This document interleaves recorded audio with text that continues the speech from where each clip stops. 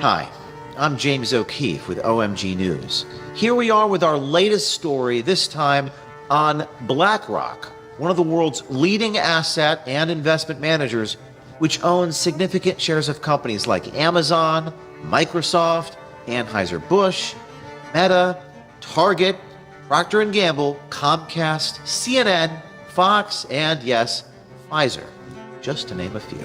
At OMG, we do not shy away from exposing powerful companies, and we're not afraid of powerful people. So we decided to take a look for ourselves at the influence BlackRock has on our politics and the influence they have on our culture. So to do that, what better place to start a hidden camera investigation than into a self-described gatekeeper at BlackRock? Like, you're kind of like a fucking gatekeeper at BlackRock. Yeah, I am. I decide people's fates. Every fucking day, I literally decide how somebody's life is going to be shaped. That's so powerful. I love it. Yeah, it's I don't know, the whole thing of like domination from a concept is it's so interesting. Introducing Serge Varley, whose LinkedIn says he's worked for Morgan Stanley, Citadel, and now as a recruiter at BlackRock. I work for a company called BlackRock. I'm not actually a finance guy.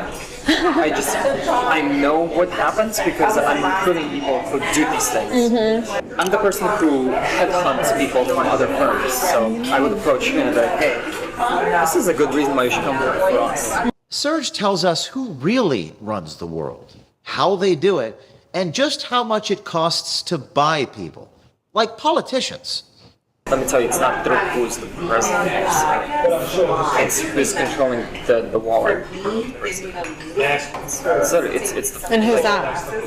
The hedge funds, BlackRock, the banks. These guys run campaign financing. Yep, all of these financial institutions, they buy politicians. How do they run the world? You acquire stuff. You diversify, you acquire, you keep acquiring, you spend whatever you make in acquiring more. And at a certain point, your risk level is super low. Like, imagine you've invested in like 10 different industries, from food to drinks to like technology, right? One of them fails, it doesn't matter. You have 9 others to back you up. Risk management is inherently in just about everything. And in the finance space, it's all about it's all about the money you make. You don't let it sit. You keep using it over and over, and Reinvest. Yeah, and it exponential growth. And then once you just own a little bit of everything, is that where the control? Yeah, you own a little bit of everything, and that little bit of everything gives you so much money on a yearly basis that you can take this big ton of money, and then you can start to buy people. Obviously, we have this system in place. First, there's the senators, and these guys are cheap. You got 10 grand, you can buy a senator. It doesn't matter who wins. You're still right. They're in my pocket at this point. I can give you $500K right now, no questions asked. Yeah. I'm gonna do what needs to be done. They're like, yeah, of course. And why not? does like everybody do that? Does BlackRock do that? The BlackRock recruiter also tells us about how the U.S. government relies on BlackRock for their economic simulation computational power. Economic simulation. They need to understand the impact of something, right? They're gonna raise the interest rate, for example. Mm-hmm. It's gonna create this cascade of various factors that they're not sure what it's gonna do, basically. And just how f***ing great the Ukraine war is for business. Do you have any thoughts on the Ukraine-Russia war? Ukraine is good for business. You know, right? We don't want the conflict to end.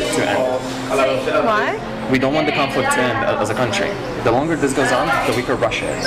I'll give an example. Russia blows up Ukraine's grain silos. The price of wheat's gonna go mad up. So what are you gonna do if you're a trading firm? The moment that news hits, within a millisecond, you're gonna pump trades into whoever the wheat suppliers are, into their stocks. Within an hour or two, that stock goes up, and then you sell, and you just made. Why would a news channel promote a side in war? Because it's also good for business too. I mean, what's news? News, right? What does news feed on? They feed on strategy. They feed on stuff events. That's what people like to watch. So when it happens, it's good business. More viewers. When nothing's happening, watches news. I don't watch news. They're all pushing like the same talking point. Like you generally, when you look at news, like it's propaganda. The Ukrainian economy is tied very largely to the wheat market, global wheat market. This is fantastic if you're trading. Volatility creates opportunity to make profit. War is real good for business.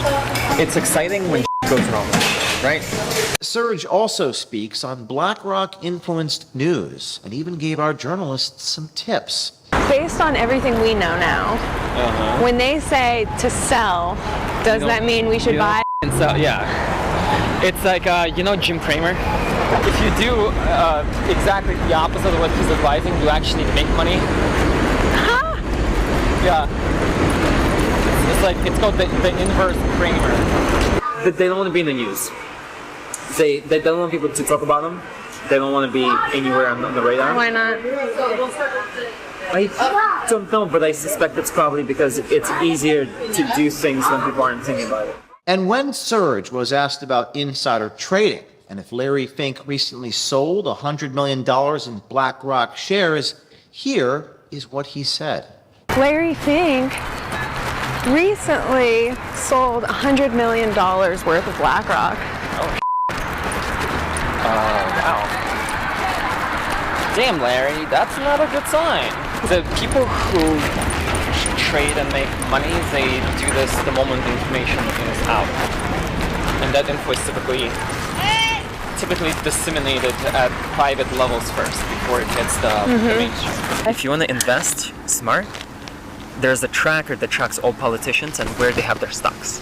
Preemptively, if we think the stock price is going to tank, we're going to sell so that we sell it high, it tanks, and we buy back. And we didn't make, but we preserved a few mil. But perhaps the most remarkable, profound comment by the BlackRock recruiter is the suggestion that nobody is going to care about what he is saying here or confessing here. Because as he says, quote, normal people don't give a shit. You're like an undercover reporter. Really?